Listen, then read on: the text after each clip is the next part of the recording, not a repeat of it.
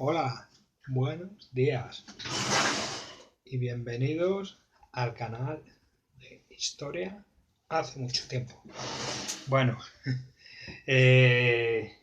como continuación del vídeo anterior, voy a hablar ahora de los astures y los cántabros. Astures y cántabros de los pueblos del norte.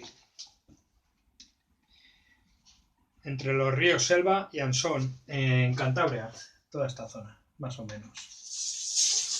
Ocupaban estos pueblos, astures y cántabros. Hacia el sur, por León, Palencia y Burgos, las montañas. Ocupaban un poco de las montañas, ¿vale? Una cosa así, más o menos.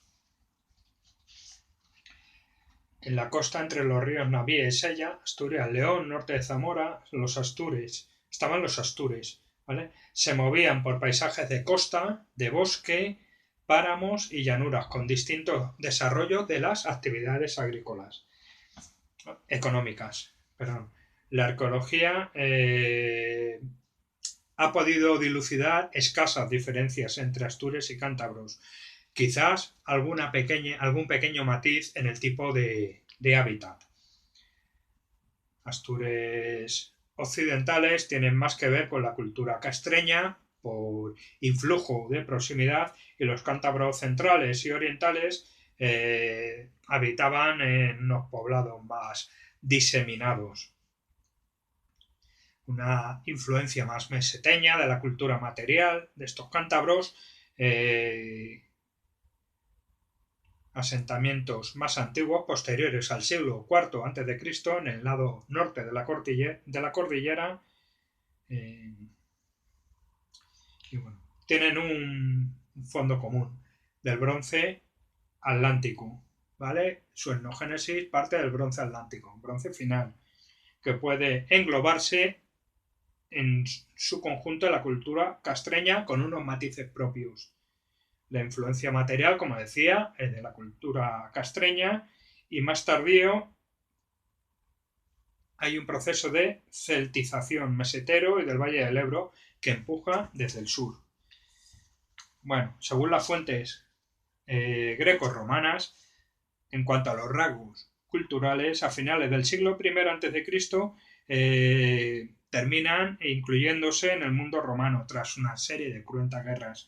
Con los astures y los cántabros es a los últimos pueblos a los que trata de dominar el poder romano, poder de la tardo república, que hasta el año 19 a.C. no terminaron lo que son las guerras crudas. Con Octavio, el que sería posteriormente el primer emperador, hasta el 19 a.C. Y duraron las escaramuzas bastante tiempo más. Pero bueno, hasta ese año es la fecha que se toma como el final de las guerras cántabras.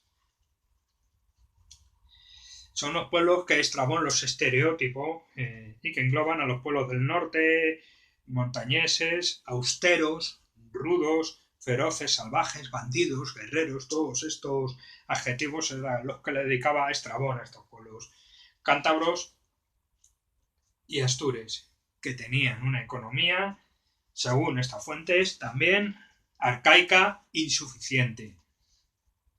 La organización social estaba distribuida en unidades organizativas.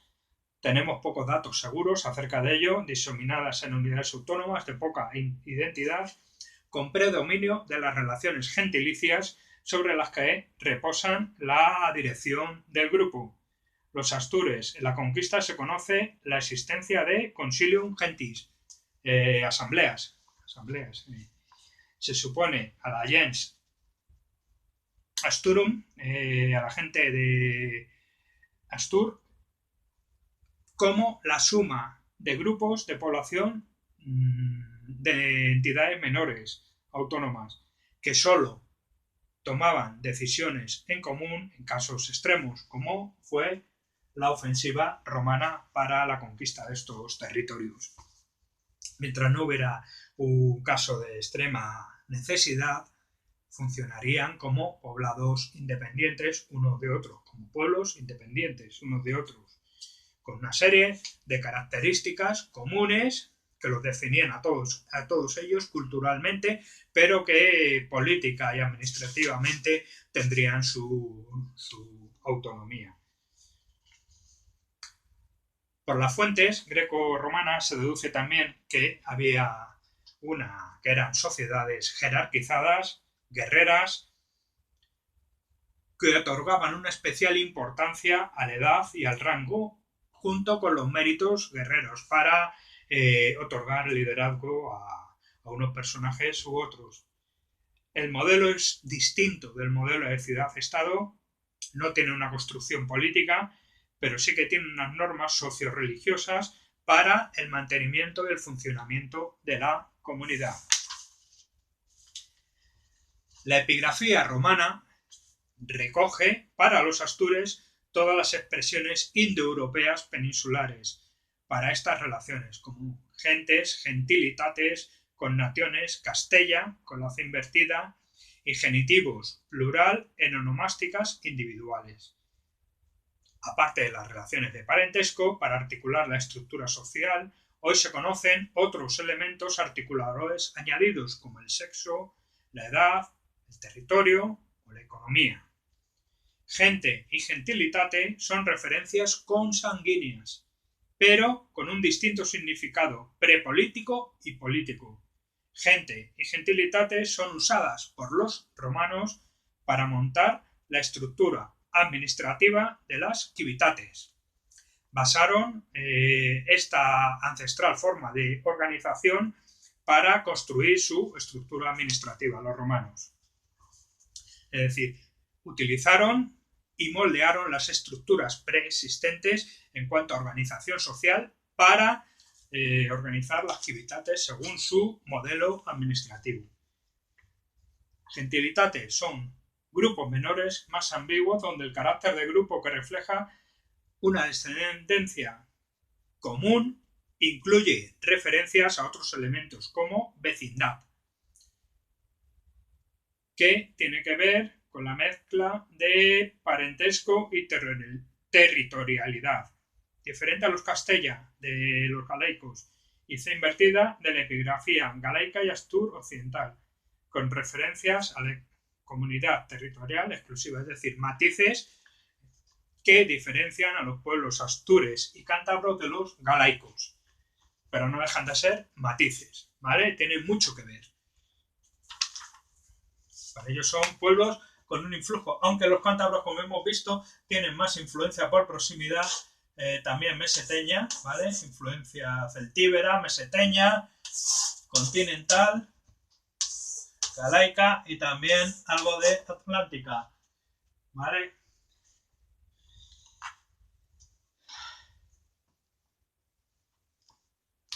Los pactos de hospitalidad son pactos de cohesión y solidaridad que posibilitaban las relaciones y pactos con otros semejantes, implicando a todos los miembros.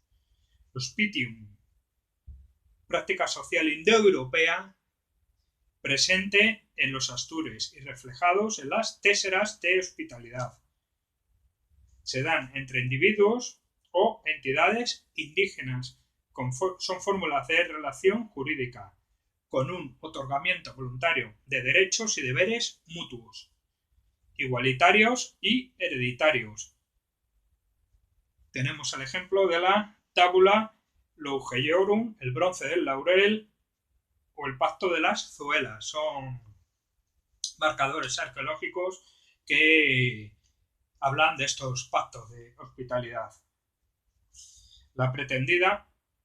El pretendido matriarcado de estas sociedades, bueno, algunos rasgos culturales de connatio, descendencia unilateral materna o herencia por línea femenina, son señalados por Estrabón, aunque por sí mismo no determinan que fueran sociedades matrilineales. Hoy es una teoría desechada.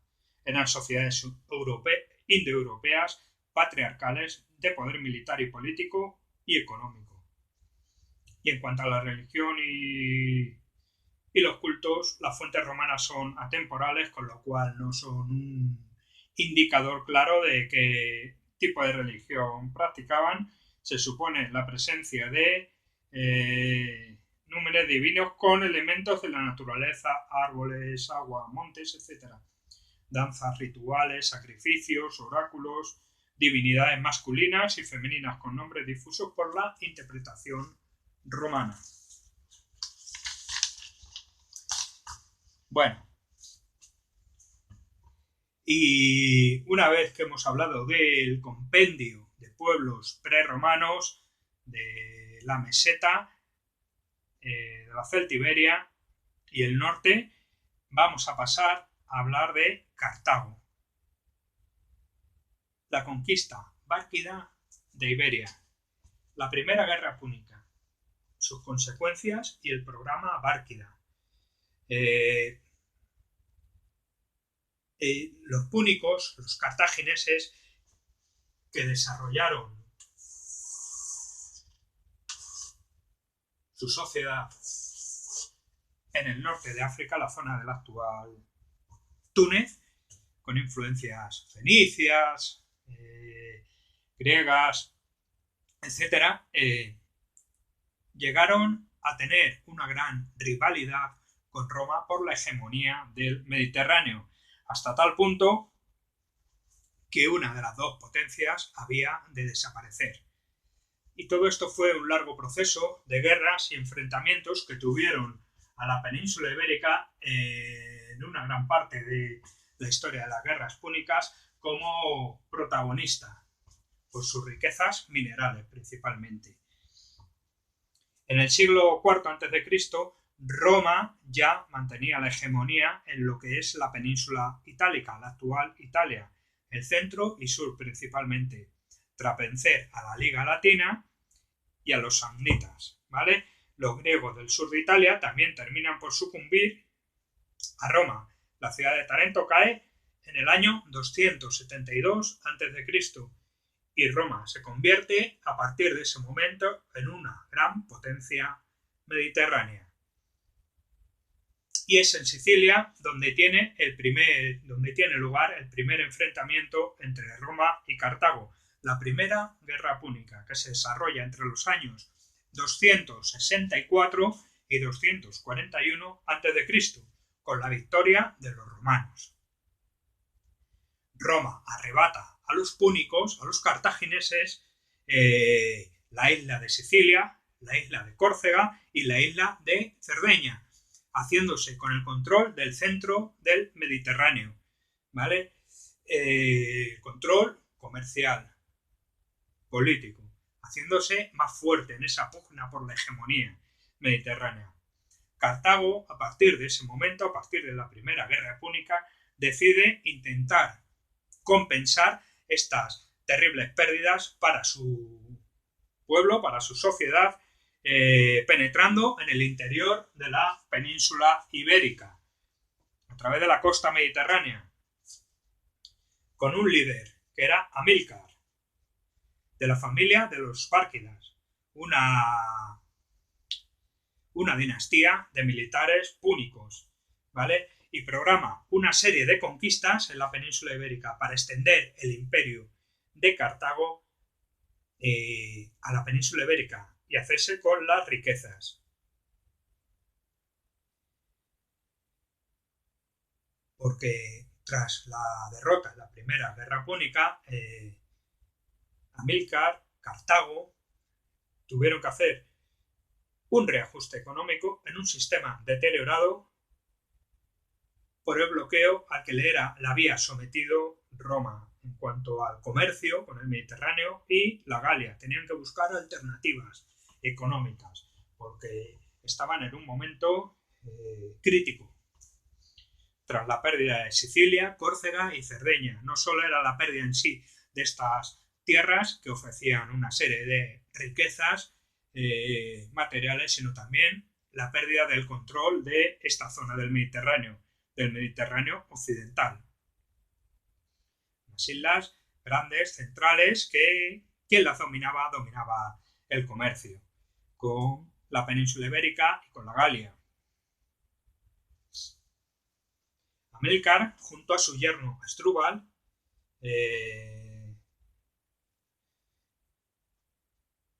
inician en Gadir en el 237 a.C. la somisión de la Turdetania, ¿vale? Los Turdetani. Aquí en el año 237 a.C. los púnicos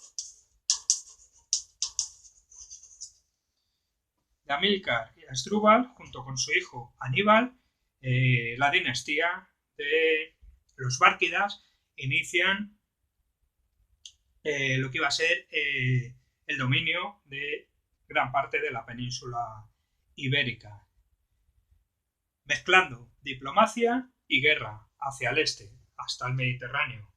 Fundan Acraleuque, la ciudad de Albuferete, en Alicante, por aquí, ¿vale? Fundan Acraleuque.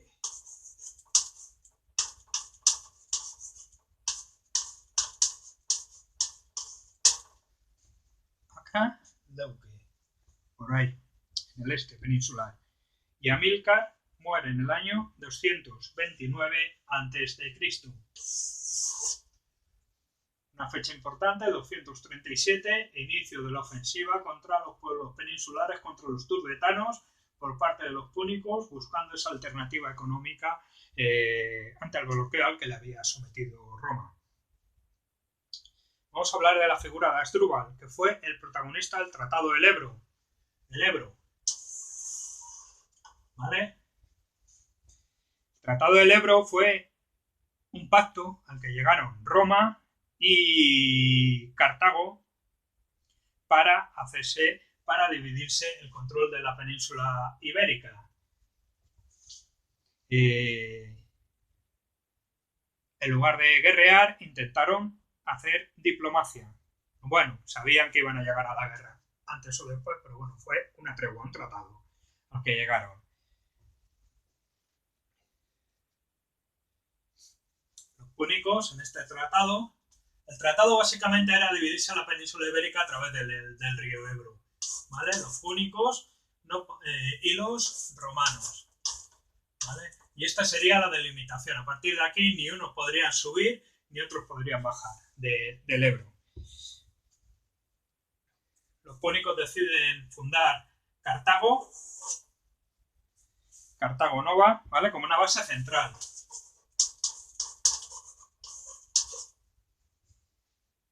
¿Vale? Los romanos no podían bajar del Ebro. Roma y Cartago. Tratado del Ebro.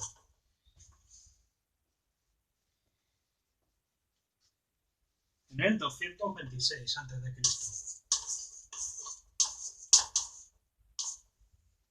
Año 226 a.C. Tratado del Ebro.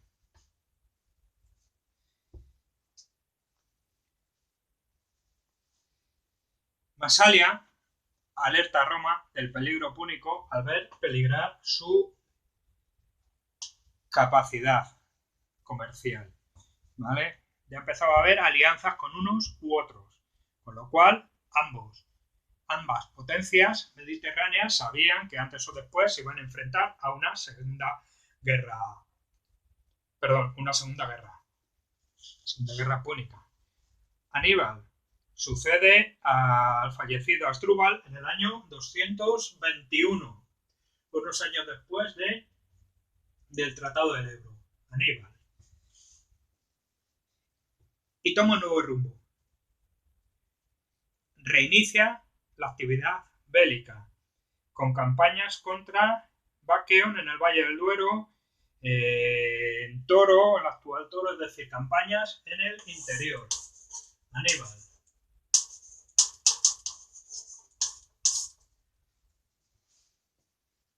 Sin unos motivos claros. Evidentemente habría la búsqueda de recursos quizás para financiar lo que iba a ser un gran coste económico si se iniciaban las ofensivas contra Roma. Y en el año 220-229 inicia una acción contra Sagunto, la segunda, lo que sería el inicio de la Segunda Guerra Púnica. Bien, ahora después hablo de ello. En cuanto a la explotación económica, las fuentes antiguas están fragmentadas. Los bárquidas, tras la Primera Guerra Púnica, adquieren cierta estabilidad en cuanto a las riquezas de la península ibérica, el dominio, lo que habían conseguido controlar. Y llevan a cabo una explotación masiva de minas y de saqueo a los pueblos peninsulares. También impulsan la agricultura y las factorías de la costa, como Gades, Cartago, la ciudad que habían fundado como base, o Cartella. Y reclutaban de forma masiva a esclavos y mercenarios para la explotación masiva de los recursos naturales de la península ibérica y para inflar su ejército con mercenarios. La administración que imponen en la península ibérica probablemente tuviera una similitud con la que tenían en su lugar de origen, su metrópoli, al norte de África, con divisiones en provincias que ellos llamaban pagis. En cuanto al culto, desarrollaron un culto a Hércules, que es el dios del mercado, Melkart, como instrumento ideológico para legitimar su poder. Respecto de Aníbal por el santuario de Melkart, que decía, que ellos llamaban Hércules, en Gadir, y llevó a cabo Aníbal la acuñación de monedas con la representación divina de este ancestral dios del mercado. En cuanto a Cartago y las ciudades hispano-fenicias, hay que decir que hay un estrechamiento de las relaciones económicas entre los fenicios y los púnicos. Los púnicos tenían mucho de fenicios, ¿vale? Entonces, bueno, sí que hubo estrechas relaciones. Los fenicios, ¿os acordáis el barquito? Este que hacía tan simple, representando a los fenicios, ¿vale?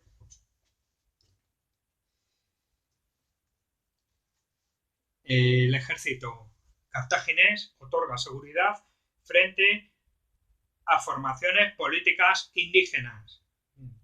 Las ciudades fenicias ampliaron la explotación agrícola, adoptan una economía monetaria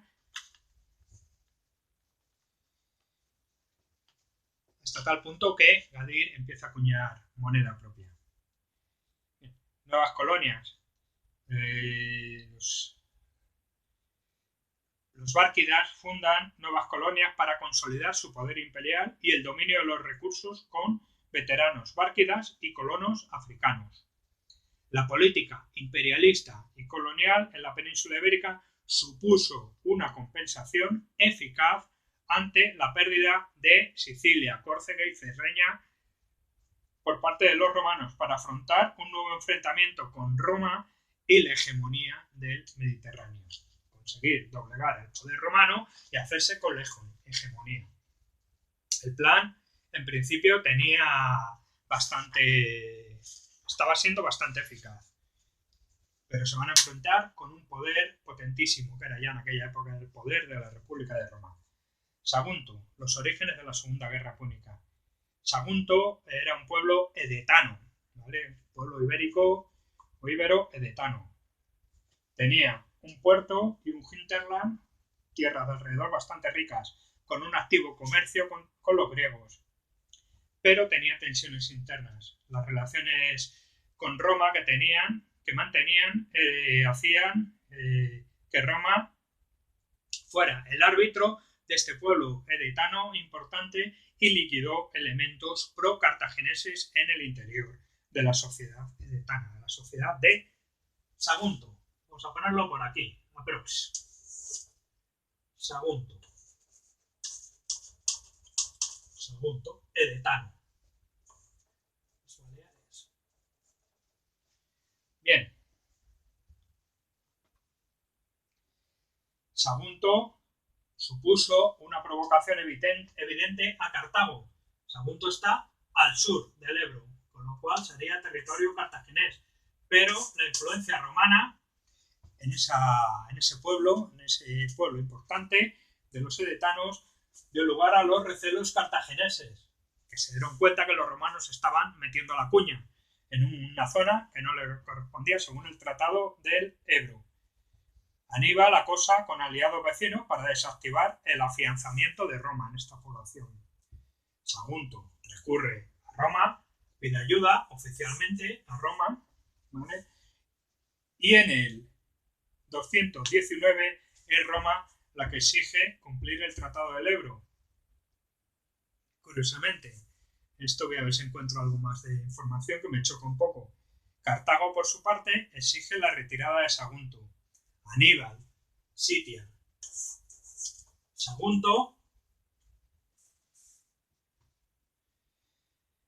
y finalmente una embajada romana declara la guerra ante el Senado cartaginés. Cartago inicia las hostilidades. No me gustaría ser un habitante de Sagunto en el año 219 a.C., presionado por romanos y por cartagineses, sin saber muy bien por dónde van a venir los golpes. Comienzo de la Segunda Guerra Púnica en España, con un protagonista que ya empieza a sonarnos, de la República Romana, Cornelio Escipión y Neo. Roma busca atestar un golpe en Iberia, que es la principal base de recursos, alejando la guerra de Italia y aprovechando su superioridad naval. En el 218 a.C.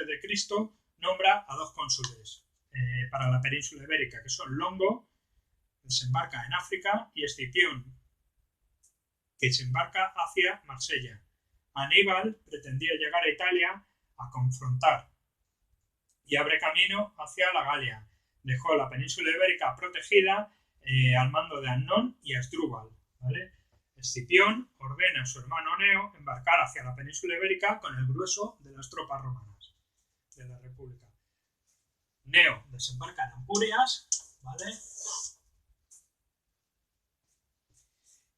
Y el primer encuentro con Cartago se da en la ciudad de Quese, Tarraco, a favor de Roma, que lo convierte en la principal base de operaciones. Ampurias, ¿vale? A partir de aquí, Quese,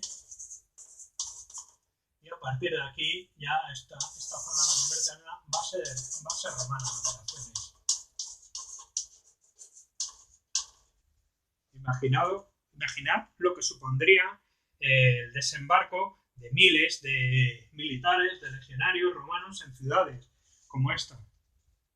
Habría un impacto importantísimo en las poblaciones, aparte, al margen del impacto de la propia hostilidad de la guerra, el impacto sería tremendo en la fase previa o en el desenlace de la guerra.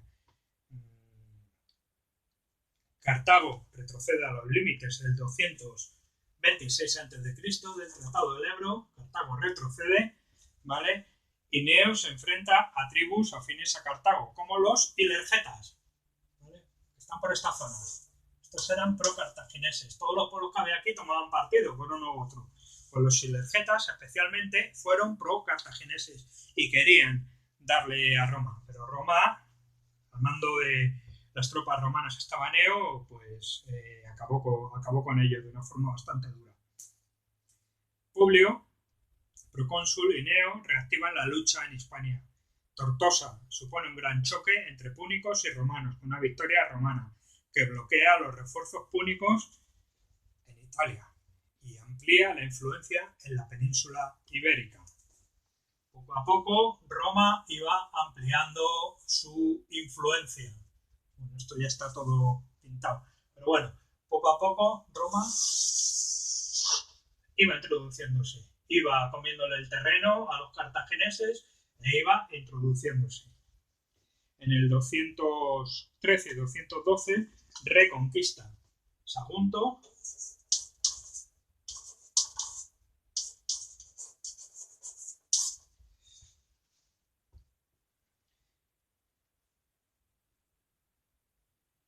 Lleva a cabo también, devolviendo a sus antiguos pobladores la ciudad, llevando a cabo también en el valle del Guadalquivir, ¿vale? también empieza a penetrar. Roma lleva campañas por aquí, por esta zona del sur, dividen al ejército y fue fatal para Roma esta decisión. Nerón, al mando del nuevo ejército enviado, solo consigue mantener la zona del Tratado del Ebro otra vez. O sea, al final, esto de dividir al ejército por parte de Roma fue un error que aprovecharon los cartagineses. Escipión el africano y la expulsión cartaginesa. Con esto terminamos la Segunda Guerra Púnica. Bueno, en el 210, Escipión trabó amistad con tribus autóctonas para estabilizar la situación entre los Pirineos y el Ebro, ¿vale? Quería, por lo menos, estabilizar esto. Olvidarse un poco de estas aventuras en el Valle del Guadalquivir, que les había salido mal, y estabilizar esta zona, ¿vale? Volver a la situación del 226 a.C. En el 209, Cartago Nova cae por sorpresa a manos romanas.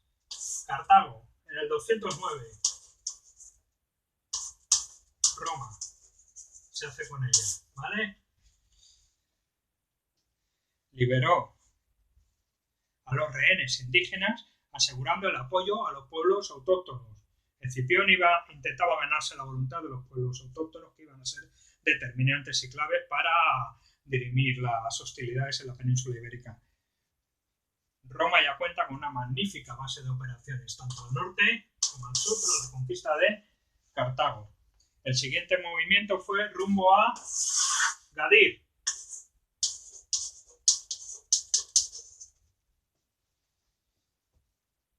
Y al Valle del Guadalquivir, que había intentado anteriormente Neo y le había salido mal, arrinconando a los púnicos en la zona de Cástulo. Linares. Aquí los púnicos quedan arrinconados, ¿vale? Las fuerzas cartaginesas se dividen en tres frentes. Uno hacia Italia, otro hacia la Lusitania y otro hacia Baleares, donde intentan reclutar mercenarios ya de una forma un poco más apresurada. Los turdetanos apoyan a Roma. Turdetanos, a los que le habían dado caña a los púnicos, pues ahora lógicamente apoyan a Roma en torno al año 207 a.C. ¿Vale? Y en el 206 echan a los últimos púnicos de la península ibérica.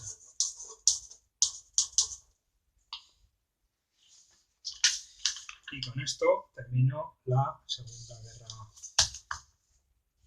Púnica. Muchas gracias. Nos vemos en otro vídeo de historia, ¿vale? Seguiré con la historia de Roma. Adiós.